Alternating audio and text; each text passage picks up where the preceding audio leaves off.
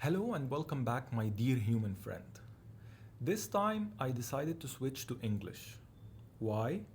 Well, living in Dubai, I know so many people who don't speak Arabic. Yet they have told me that they want to engage with these conversations. So I thought, why not give it a shot and then, based on your feedback, we can optimize. If you are new here, welcome to Lazyboy, where we slow down, think deeper, and try to make sense of this crazy ride we call life. In our last episode, we talked about how many of us feel empty despite doing everything right. We went through the motions: school, job, marriage, car, and still felt like something was missing. We saw how prophets, Stoics, Sufis, Buddhist monks, and existentialists all discovered the same truth. Meaning comes from within, not from the external script that society hands us. Remember, in all the stories of the prophets in the Quran, it is the same pattern. No matter what kind of foolishness and mediocrities their societies were indulging in, whenever the prophet asked, "Why are you doing this? It makes no sense," the answer was always the same. We found our fathers doing like so. كذلك وجدنا آباؤنا يفعلون. Today let's go deeper. Let's look at where this script comes from and why it is so powerful, almost like hypnosis, and how we can rewrite it. We will also talk about the responsibility that comes with our choices, because the Quran tells us Allah does not change the condition of a people until they change what is within themselves. إن الله لا يغير ما بقوم حتى يغيروا ما بأنفسهم.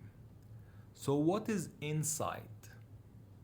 Most of us live on autopilot. We wake up, check our phones, skim the news, head to work or school, scroll endlessly, head back home, and then unwind with Netflix or YouTube or whatever. We rarely realize how much of our lives is actually scripted. But where does this script come from? It is actually a mix of things. The first is the historical context. Our great grandparents grew up in times of scarcity, war, and instability. Their priority was survival and stability. Therefore, they told us, get the secure job, doctor, engineer, accountant, then you will be alright. The second is social media. We are bombarded with images of people who look happier, richer, and fitter. These platforms are designed to trigger dopamine, and we will dig into dopamine in the episode The Idol You Worship Today.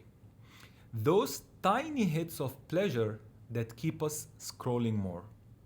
This constant comparison that fuels the feeling that we are falling behind. The third is the fact that advertisers spend billions convincing us that happiness is just one purchase away: a new phone, a new car, a new outfit. But there is always a new model, so we are always chasing. I bet if I ask you right now, what is so special about the iPhone 16 that made you upgrade from the iPhone 15 that you had last year? I bet 99% of you couldn't give me a real answer. So no wonder so many of us feel empty.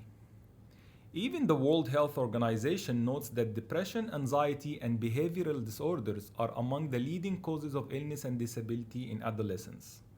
Globally, about 1 in 7 10 to 20-year-olds experience a mental disorder. Our modern environment is great at producing things, but terrible at producing meaning. This powerful verse in the Quran, إن الله لا يغير ما بقوم حتى يغيروا ما بأنفسهم. Allah does not change what's within a people until they change what's within themselves. Most people read this and think, he's talking about an entire society when he says قوم, so it's not about me. I can just keep doing whatever I'm doing and it will be alright. But society starts with you. Change yourself and you cannot imagine the snowball effect that could follow. Within years, the entire society could change. The great mystic and poet Jalaluddin al-Rumi alludes to this idea when he says, and I quote, "Yesterday I was brave, so I wanted to change the world. Today I am wise, so I am changing myself." Another verse that drives this point home from Surah An-Nisa, "ما أصابك من حسنة فمن الله وما أصابك من سيئة فمن نفسك." It's not about blaming the victim, it's about empowering us to take responsibility. Yes, life deals us difficult cards, but our response, that's ours to choose. This is what it truly means to accept fate in Islam. And guess what? Stoic philosophy teaches us the exact same thing.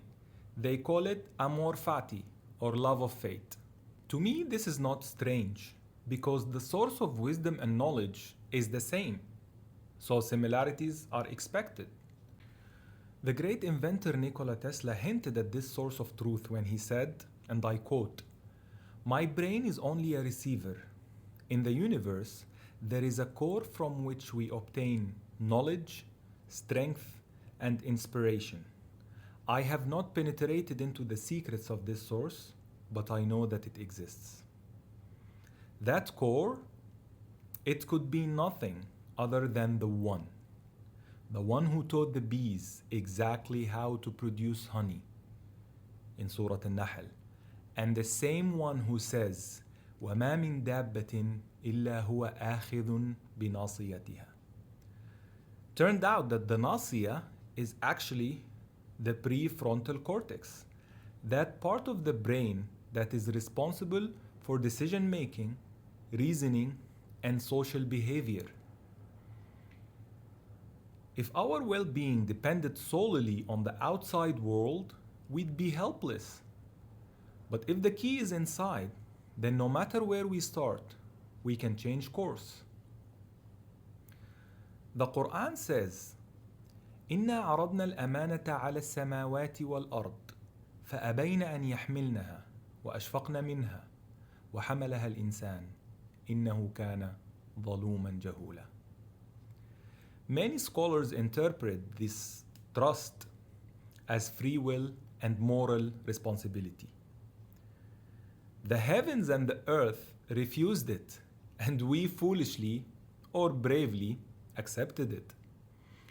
We signed up for the hardest role in the universe: consciousness, freedom, and the power to create meaning. No wonder it feels overwhelming sometimes, but that's also why we can change everything.